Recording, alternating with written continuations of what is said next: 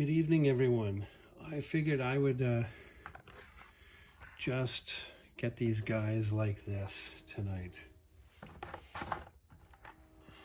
Why? Because I just did a test, and this is quite the feat tonight. So this is it. 7 machines. So I'm going to get into this pretty quick. So I want to thank everybody who has been subscribing. I'm going to try and get this to be a little quick. Just some very interesting numbers, very interesting information. So again, thank you everybody who is subscribing. Very much appreciated. I am trying to get as good as I can, but that'll be in time. I'm not rushing. So we are going to get into it tonight with these guys. So right off the hop, we get the 1990 to 06, and then after its sleep, 2016 to 2022 NSX. So these guys, the circuit car and then the street car. So we have the nice high wing and the air intake or air scoop. So, you know, less than 20,000 machines were made for the NSX from 1990 to 2022. So I'm going to give you a couple numbers. So this is for Canada and the US. So 1990 saw 1,119 machines to the US and 156, because that's a lot, to Canada. The lowest amount for, let's see here, the US was in 2006, 60 machines were released with a whopping 2 to Canada. At the millennium, the new millennium, 221 machines released in the US and a whole whopping 6 to Canada. So there's those. Now, as you got to the newer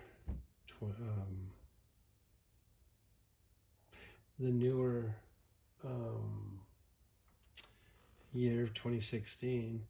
So what's interesting is we had a whopping 300 units of the Type S NSX for the US market, 30 units for Japan, and a whopping 15 for Canada. That's amazing. Now these are some US European sales figures. 2016 saw a whole 269 machines to a whopping 0 for Europe. And then its final year, 2021, was 124 to the US to a whopping 3 in Europe. So Europe had a whole 218 machines, and then 1,510 to the US. So that's quite interesting. Pretty sad, but quite interesting. Just a fantastic machine for, you know, such a small engine. You know, V6, aluminum, 3-liter. And it was presented in 1989 at the Chicago Auto Show. Ayrton Senna, Formula One guy, had some input near the end of production. So just a bit of information. So now we are going to get on to the far right on the Honda Prelude, because this is a very cool machine. So Honda Prelude's been produced from 78 to 2001. Took a long break, and 2025 this year, just recently reintroduced, and it came in this year with a 3-door lift back. So now the Honda Prelude was loosely derived from the Accord. So very, very cool bit of information, to say the least. Pop-up headlights are what it was known for in the beginning, and the exterior design, very, very cool machine. Now another cool, interesting fact is Prelude was owned and trademarked by Toyota. If for those who did not know, I did not know, and it was amicably given to Honda to use. So we've got that. And the other interesting thing is, if you are into music, certain genres, derived from, you have the Accord, quintet, concerto, jazz, and ballad. So just useless information, I guess. First generation was from 78 to 82. Two designers for that time, Shinya Iwakura and Hiroshi Kizawa. 5-speed manual transmission, 2-speed automatic transmission, and a 3-speed automatic transmission, because you were going fast and you were going places. Doubt it. But the perfect city machine. We'll go with that. Introduced November 24th, 78. Launched to the Japanese market, and world premiere was in Amsterdam in 79. It was also the first model to be introduced with a moonroof on the Prelude. Good reviews. Dave Brock mentioned that it was a splendid machine and gave it some excellent or very good reviews. Now we're going to move on to the second gen, 82 to 87, and we had Masahiro Nakano was the sole designer. 4-speed automatic, 5-speed manual, released in Japan on November 25th of 82, worldwide release in 83. It also offered Honda's anti-lock brake system. 2-liter 16-valve machine. And I believe there was an SI model involved in Australia, and in 1987 was the 1.8 liter twin carb and the 1.8 liter double overhead cam twin carb. Some little bits of info. Now, that's part of the third gen. So we also have from 87 to 91 was the third gen designers. Masato Nakano, Tomoyuki Arai, and Yusuke Saito. 3 engine styles, 5-speed manual transmission, 4-speed automatic, was released in Japan April 9th, 1987 for the world, for the North American market, or released in North America, 88. You also had some characteristics of the Prelude would go to the NSX, that upcoming machine. 10 engines or 10 engine styles offered Japan, Europe, North America, New Zealand, and Oceania countries. I believe like Malaysia and Thailand. The car outperformed Porsche, Ferrari, Corvette C4. Named Car of the Year in 87, and this was the year or the generation that introduced four-wheel steering. And there are 2 rare versions, which are the SI State and the SI TCV. And if I am wrong on some of this info, please let me know. So for the 4th gen, we have from 1991 to 96. This is the year they took out the pop-up headlights, and now you had that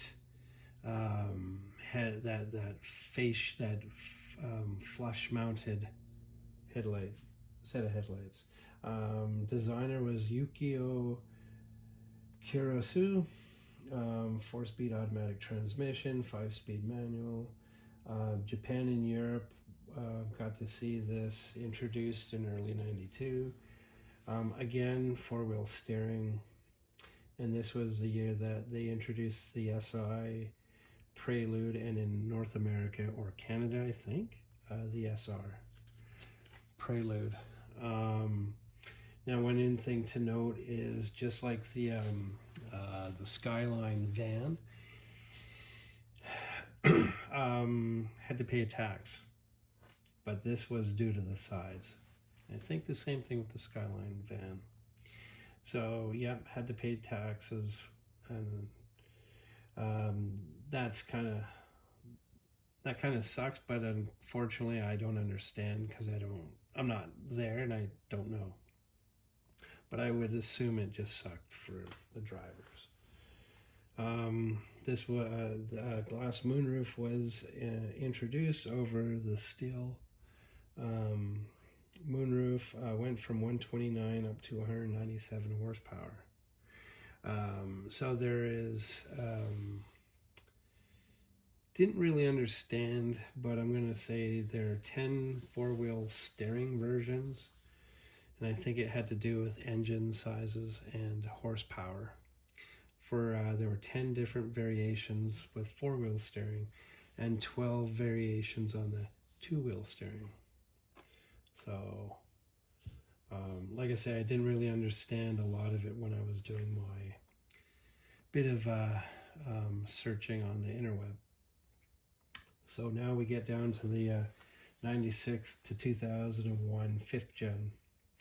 Manabu Kanaka, the designer, 4-speed automatic, 5-speed manual, introduced November 7th, 1996. Now this design, which is this, some of it was borrowed from the 4th generation Prelude. And unfortunately, that was when they noticed that sales were slumping in for this. This is the design I like, and the 3rd generation 87 to 91 is the other styling that I personally like for the Prelude. The other thing too is Canada and US Preludes were similar. They also came with, now this is for, I believe, the 2001, where it was introduced with the final year, I guess, the Enki rims, if that's how you pronounce it, leather trim, heated leather seats, and some cool extras. So that's the 5th gen, and of course this year mentioned the 6th generation is been introduced for this year, which I'm waiting patiently for some die cast to come out. Now the cool thing about the getting back to the 91 to 01, you also had the Japanese Type S with VTEC, which had also an efficient design, the red stitching, active ABS braking. It also came with, the Japanese came with the Type S, and it came with the came with XI trim and BB9s. Also, there's another one that is very sought after, is the Motegi Edition, which is named after one of the racetracks in Japan. Body kit, 17-inch alloy rims, and lowered suspension and badging. My apologies for the squeaky table. Now we are going to get on to this really quick here. This is known as the Honda Spocket. which is a concept. It says a concept car pickup truck. Depends on how you want to use it in your day-to-day commute. But the sad thing is that never made it to production. It was assembled in Torrance, California in 1999. The designer was Honda R&D Americas Inc. Concept car, 2 doors. That's them. And they were kind of a scissor. They didn't go out this way. They didn't do the Lambo. They kind of went like scissors. It was an all-wheel drive machine, so that would have had some good traction. 5-speed, semi-automatic, Tiptronic transmission. Wow. And then we have the double overhead cam, inline 4, gasoline, and electric motor. So the electric motors were obviously on the wheels or rim. Yeah, the wheels. And your inline 4 gas powered machine. Very interesting machine. I mean, the thing was introduced in 1999 at the Tokyo Motor Show, the 2000 North American International Auto Show, and the LA Auto Show in 2000. But unfortunately, just being a concept car, it went so far.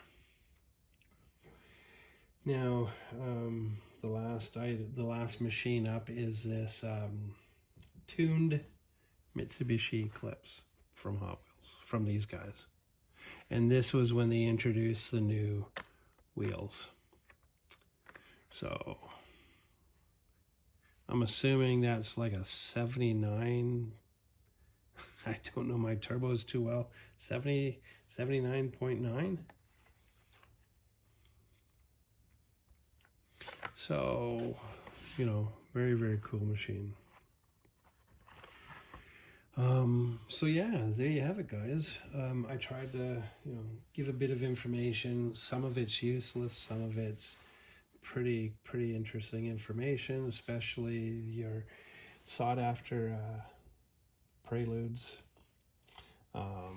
Very, very interesting. A little bit of info on the,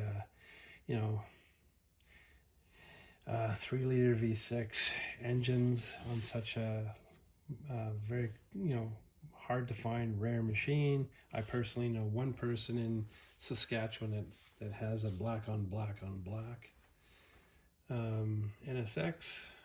Lives a couple hours away from Regina. So there you have it, guys. Thank you for watching. Stay tuned this week. I will be introducing another video, or another video coming up in the next day or so. Possibly Wednesday. We'll see.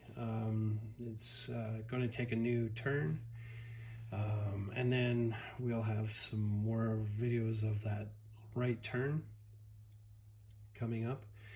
Very much appreciated on the subscribers, on the viewers. Please hit the like, share, subscribe buttons. Hey, it helps. Very, very appreciative.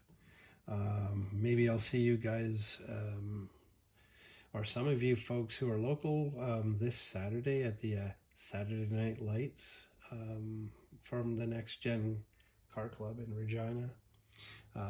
Looking forward to it.